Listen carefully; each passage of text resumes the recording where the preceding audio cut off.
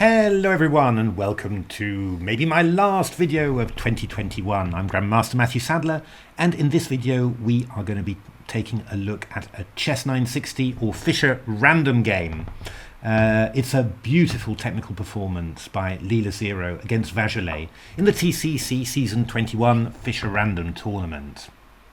So let's have a little look at the Fischer Random starting position. And actually it looks kind of familiar, doesn't it? The rooks and the knights are in the same place as normal, as is the king's bishop. We've just got the slightly odd thing of the king and queen being nudged over to the left, and a dark squared bishop in the centre rather than on c1. What does this mean for the position? Well, in actual fact, with both knights being so central, it makes a lot of sense to go for a fairly normal and typical central strategy. Just putting the pawns in the centre, bringing the knights out, and then afterwards developing normally and castling kingside. I think that the key question is, what are you going to do with this dark squared bishop? I mean, you might play d4 and then afterwards bring the bishop out like this, just be a queen's gambit decline sort of thing, a tempo down. What Leela does is very interesting as well. It brings the bishop to the h4 d8 diagonal, but yeah, via this route after first playing f3.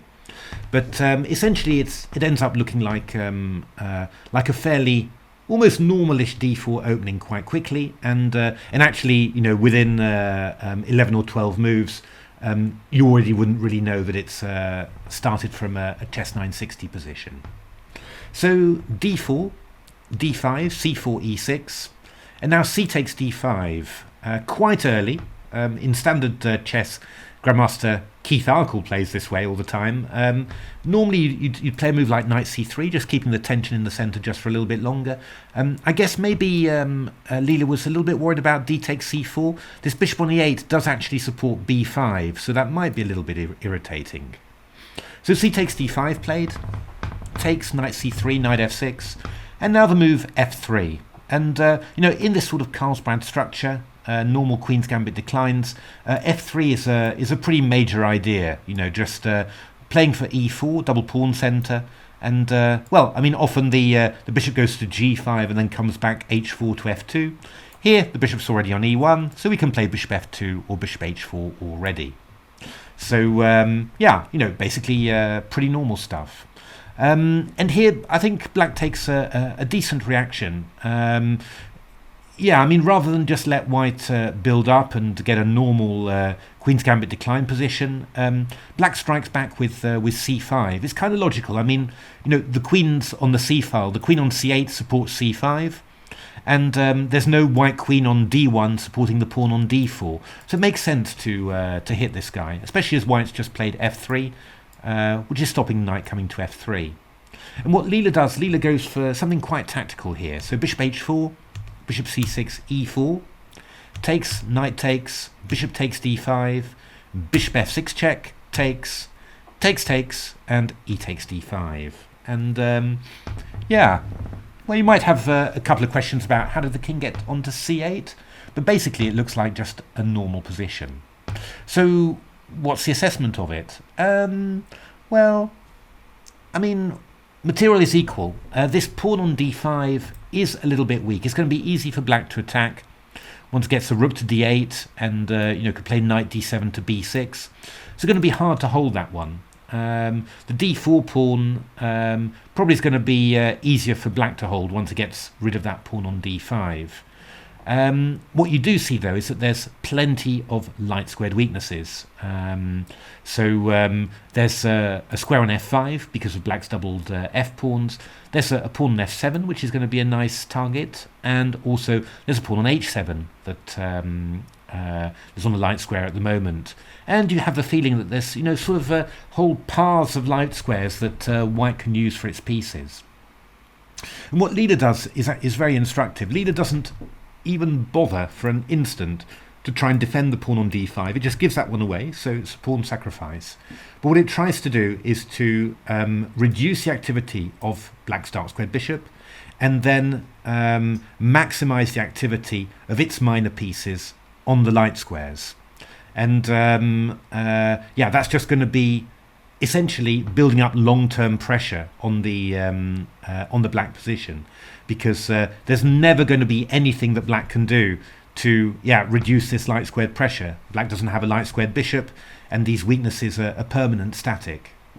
I mean, it's not a huge advantage for white by any means. I mean, Leela was giving itself something like 0.11, 0.12, you know, so nothing huge. But I think certainly, you know, from my human point of view, I would feel a little bit aggrieved with myself as black if I'd gone for this position or reached this position, because really, you know, the winning chances are pretty much with white, due to white's solidity on the light squares, and you don't really see many ways for black to win this unless there's a total blunder.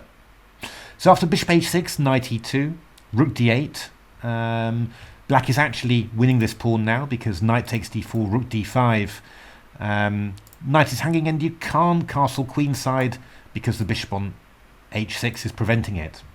But this wasn't Leela's plan at all. Leela plays f4, shutting out the bishop on h6, and after rook takes d5, g3 solidifies the pawn on f4, which means this knight on e2 can move. And what does Leela look to do now? Leela looks to activate the bishop and knight, just quickly within the next 2 to 3 moves. And how does that go? Well, bishop g7, bishop g2, and knight c1. And this knight moves in front of the d pawn. Always a great blockading square for a knight, in front of a pawn. And, well, if you look at what the knight's doing from here, it's blocking the h8, a1 diagonal, so this bishop is not going to get active along that diagonal. And this knight is also aiming, in the future, for knight c5, where it will combine with the bishop on g2 against the b7 pawn. And on top of that, the knight is also, you know, supporting some sort of queenside push. So lots of possibilities to that piece. For the moment, I mean, what does Vajolet do? Vajolet is just aiming to stand still, more or less. It's just saying, okay, my position is solid, I can't do very much, but it's not going to fall apart, so I've just got to wait. And that is absolutely fine. I mean, Vajolet doesn't seem to do it in quite the best way. You know, my engines like Stockfish and Komodo, you know, weren't really choosing the moves that Vajolet plays, but they're not bad moves, and black doesn't actually ruin anything. So rook c1, king b6, a3, nice little move, just to take away b4 from the knight, so you can't exchange it necessarily. Maybe support b4, also stop a bishop coming to b4, could always be handy. Rook d8, bishop e4, h6, rook e2. So now white's looking to connect a lot of its pieces actually on the c file. We're going to have rook on c2, rook on c1, bishop on e4, knight on d3, all pointing towards the black queen side. Rook ac8, rook ec2, a6. Well, not clear how useful that is, but it doesn't ruin anything again. King d2. Now, I mean, what really is so noticeable, you know, about the play of the top 3 engines, Leela, Stockfish and Komodo, and the play of the somewhat weaker engines, is how attuned the top 3 engines are to the danger in a position, and how willing they are to undertake action in order to forestall that sort of danger. And here, you know, both Komodo and Stockfish were looking to play this move h5, bishop f3, h4. Takes a5, rook e1, bishop d6, h5, rook h8. And what has black done? Black's given back a pawn, and given white a passed h-pawn, and also potentially some sort of entry line on the g-file. However, what black has achieved is the bishop on f3 is now tied to the pawn on h5. I mean, these kingside pawns are split, so if this h-pawn goes, then it's not just one pawn, it's the other 2 that are very vulnerable. And then you've got the bishop on d6, which is no longer, you know, pointing at a wall of pawns, h2, g3, f4. It's actually tying down a knight on d3. So actually with this maneuver, h5 to h4, black's actually restricted the activity of 2 white minor pieces. And that essentially seemed to hold very, very comfortably for black. You know, it's and again, that's just taking action at the right moment. What Vajolet did was not bad. You know, it's still solid. Nothing terrible is happening yet. But yeah, simply this move h5 to h4 was, I think, you know, a much cleaner way of playing it, a much easier way for black to play. So bishop f3 played by Leela just starts manoeuvring around. Bishop h5.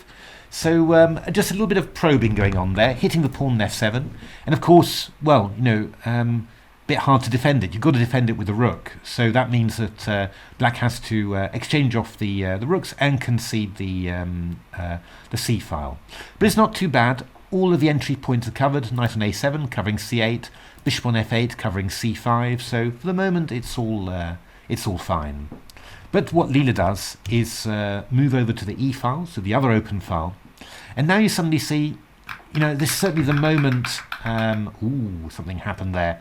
I wonder. I think that was Leela against Berserk. I wonder whether Leela has won. That sounded like a pretty perfunctory clap. So could well be that I've lost my my bet there.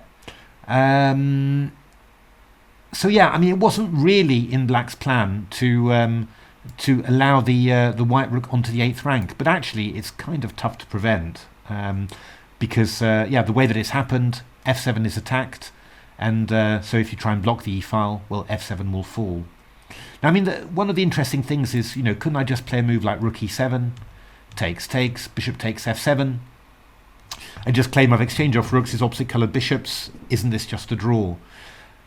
Really depends with these positions. I'll always remember that I saw a match a long time ago, 1994, between Salov and Halifman, and Salov won this type of position, and it seemed like witchcraft to me. But you know, looking at it afterwards, you suddenly understood, you know, that even the opposite coloured bishops, you know, can make it quite difficult, or maybe even because of them, it can be quite difficult to prevent white from improving its position. And what actually happens here, if you compare this to what we get in the game, black's something like 4 or 5 tempi down. And what Stockfish did against Komodo in this position was just reorganize its pieces like this. b3, just make sure that the queen side isn't getting tied down, and then we take the pawn on d4, and then afterwards the pawn on h6 is going to be very weak. And yeah, just very hard for black, because black's got no control over the light squares. Very hard for black to keep white's pieces out. And yeah, I mean, Leela finds this incredibly beautiful maneuver, because it's not, you know, with this knight on d6, you sort of think, well, I'm covering f5, I've got my king on e7, the pawn on b7, stopping knight c6. Surely I can just sit here and wait. But Leela finds this great idea of moving the knight round to h4 and the bishop to h5, and then going knight g6 check. And black is just going to start, well, it's just very uncomfortable for black. And after king f7, knight e5, knight g4, yeah, suddenly the h6 pawn has gone.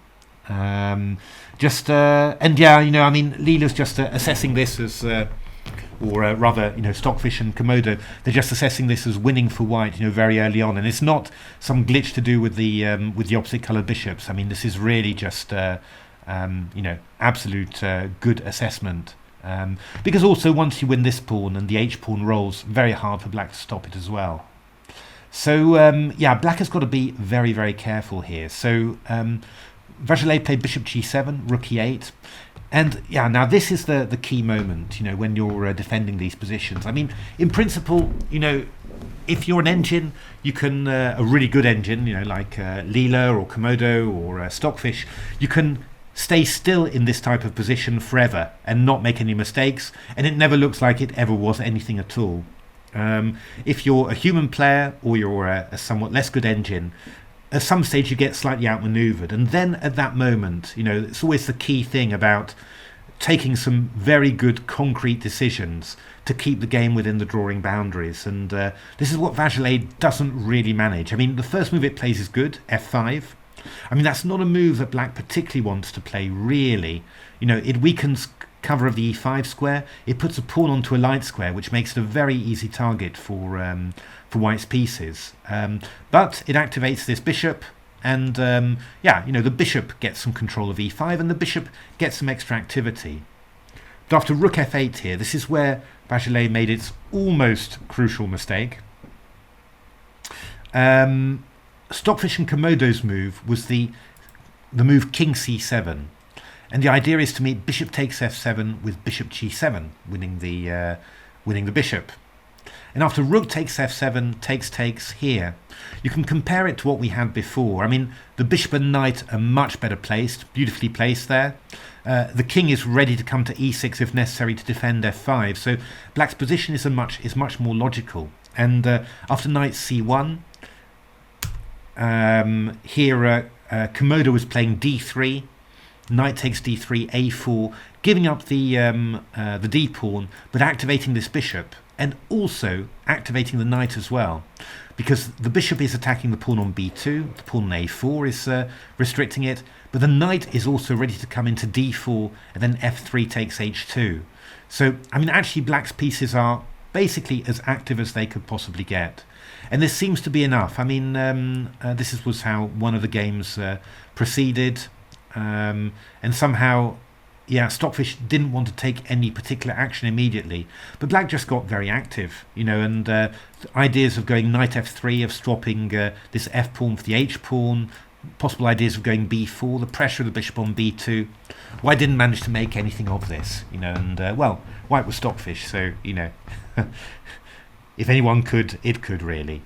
So you know, this was probably the last I think of it's the last clear chance for you know, for black to defend well like that. I mean, Vajolet played knight d8, but then got hit by an absolutely beautiful move, a gorgeous move. I've never seen this this motif before, and I love it, as you can tell. Bishop g6, attacking the pawn on f5, and if you go fg, just rook f6 check, and then we're going to take on g6, etc. It's you know, it's trivial. It's really you know, not difficult at all, but it's absolutely beautiful. And it's worth pointing out, you know, after king c7, why wouldn't bishop g6 be good? Well, the engines had seen all that, of course, because after you go fg6 there, rook d6, white can't avoid the exchange of rooks. And of course, black is a pawn up in this ending, so you know, white can definitely organise to win back the d pawn, but yeah, I mean, it's not going to it's just going to equalise the position. It's not going to make it better. So that's why king c7 was better. It really deals with this idea of bishop g6. But in the game, Vajolet played knight d8, bishop g6, king c7, bishop f5, rook e7, bishop g4. And here, you know, it's really very, very awkward. I mean, having won this front f pawn, it means that we've still got this back f pawn as a target, which is quite nasty. And of course, you know, the fact that the rooks are still on the board, it means that this bishop is very awkward. You know, it's restricted by these pawns. It's not really finding any rest because the rook's always in the area. I mean, this is a very difficult position for black. Again, my engines were playing a move like b5, you know, and just trying to get some activity there. You know, b5, a4. When the knight moves from here, I'll go d3. And yeah, I mean, Stockfish was managing to hold these positions, and Komodo did too, as black against Stockfish. So it wasn't hopeless yet, but it's got very, very difficult. And after Vajolet's next rather indeterminate moves, Leela really steps up a gear. And what does Leela do? What Leela does is it does a technique which seen very often from AlphaZero and from Leela as well. You know, it's got control over a complex of squares of a certain color, and that just means that it's got certain outposts, and all that it seems to do is it just seems to swap its pieces around on those outposts. It's got a knight on d3, it's going to put a bishop on d3 and then leave the knight free, and somehow, you know, those changes of structure along outposts that you've secured for your pieces, they're incredibly powerful, incredibly difficult for the opponent to deal with, and never really occurred to me as a technique until I saw AlphaZero's games. And yeah, again, Leela here doing it extremely effectively. So knight f2 played. I mean, I think black definitely should have gone d3 here. It's not, you know, as good as if black had gone b5 earlier. You know, black's not really ready to clamp down on the queen side yet. But I mean, it's definitely got to be the idea, you would have thought, to try and get some activity at least for that dark squared bishop. But yeah, anyway, rook e3 played, bishop e2. And now Leela's aiming for bishop d3, and then this knight's going to come to e4, or even to g4, hitting f6 and h6. Very unpleasant moment for the bishop on f6. So what Vajolet does is play rook b3, and you can say, this is quite logical, really. White wanted to play the bishop to d3, so play rook b3, hitting the pawn on b2. But then the beauty of it is that Leela just plays knight d3, so it reverts back to its earlier piece structure. Only now we've got this rubbish rook on b3, which is completely shut out. And then suddenly there's lots of weaknesses all over the place that are caused by the rook being absent. For example, the pawn on f7 is extremely weak now because there's no rook on e7 defending it.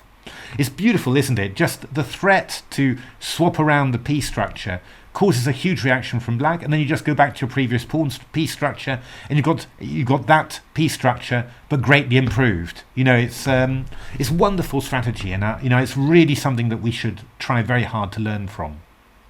So rook b5 played, h4. Now White's really looking to advance these kingside pawns. Want to get the pawn to g5, hg, fg. We've just got a runner on the h file, and very hard for black to prevent it because this bishop isn't going to be able to stay on the h8, a1 diagonal, which would really need to. So knight e6 played, and now this lovely move rook a8 is just a simple move, increasing the activity of White's rook here, and tying down the opposing rook on b5. King b6, and now bishop d1, and Leela's looking to activate this light squared bishop via a4 to e8, maybe looking at b3, still able to come out here if the rook abandons the 5th rank. Just got it all basically. So rook d5. Bishop b3, rook d8, and this is something that that engines judge very well. For humans, often a little bit tricky, to judge these opposite-coloured bishop endings. Are you still good? But I think I've mentioned in other streams. I've seen. I've got one ending that's really huge in my head. It's the first match game, I think, of the candidates match between Salov and Halifman in 1994. And Salov won one of these opposite-coloured bishop endings. Actually, bishop and knight versus bishop and knight. And won it so smoothly it looked like witchcraft to me at the time. This is, similar sort of effect, really. I mean, the key point is that it's not just about the knight now coming into e5, hitting a pawn on f7. It's about the ability of the white pieces, in particular the white king, to invade along the light squares, to go deep into black's position, and black's inability to do anything to oppose that. So one game between Stockfish and Komodo Dragon carried on like this: king d4, b6, a4. Let's just get the pawns onto light squares. King d5, bishop c2, the king comes into c6, the knight comes into f5, we're hitting b6, we're hitting h6, we can move over to f6 if we want, just completely impossible for black to hold back the white pieces because black's got no control at all over the light squares. And it reminds me again of an ending that I put into the Silicon Road to Chess Improvement between AlphaZero and Stockfish, where AlphaZero transposes into a rook and bishop versus rook and bishop, opposite coloured bishop ending, giving up a bishop for its bishop pair for a knight, and then you just see how powerless AlphaZero is to stop how powerless Stockfish is to stop AlphaZero's pieces moving all over the board, and this is a very similar effect. Well, after knight e5, we got quite a nice finish actually. Vajolet took here, but we've just got this very powerful ending for white, where you've got pawns on both sides of the board. Very easy potential pass pawn for white up to g4, h5, and then g5. And a very short-legged knight, really, that's not going to be able to do very much. So Vajolet tried to distract the white bishop with d2, and in actual fact Vajolet is going to manage to win this bishop on d1 for the pawn on d2. Only the problem is that there's other problems, and that's that you're just the white king still cuts through the black king side like butter. And there's just too many passed pawns. There's just one very nice tactic here, because white queens, and it looks all of a sudden like, you know, oh good lord, queen d2 allows knight e4 check. Has Leela blundered? But it doesn't really matter. You're going to give up this queen for this passed d-pawn, and then you just play g5, and well, we're going to get another queen here. And obviously, well, Vajolet didn't last long in this position. So there we are. I hope you enjoyed that. It's a really instructive game. I think the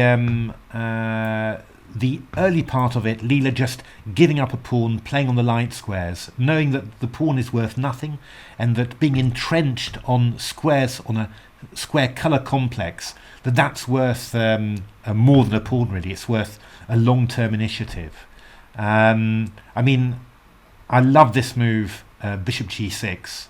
Just an absolutely stunning move, and hadn't occurred to me in the slightest, I have to say. So quite beautiful. Remember that tactic, and then remember the technique at the end. You know, with swapping your pieces round on entrenched squares. Again, that's another chapter of my book, The Silicon Road to Chess Improvement, where I explain that sort of stuff. And, you know, I've seen it very often in AlphaZero's games, also very often in Leela's games. And just this idea of, okay, I've got a knight on d3, now I'm going to put a bishop on d3 and let my knight roam free, and we're going to see what damage that causes. And the reaction that black makes to stop that just means that you can go back to your original piece structure, but just hugely improved because the rook's completely out of play. Absolutely wonderful technique, you know, wonderful play there, and definitely worth remembering in your own games. I mean, it's not difficult at all. It's just a concept that you see, understand, remember, because you see such an evocative game, and all of a sudden you're 100 elo points stronger in technical play.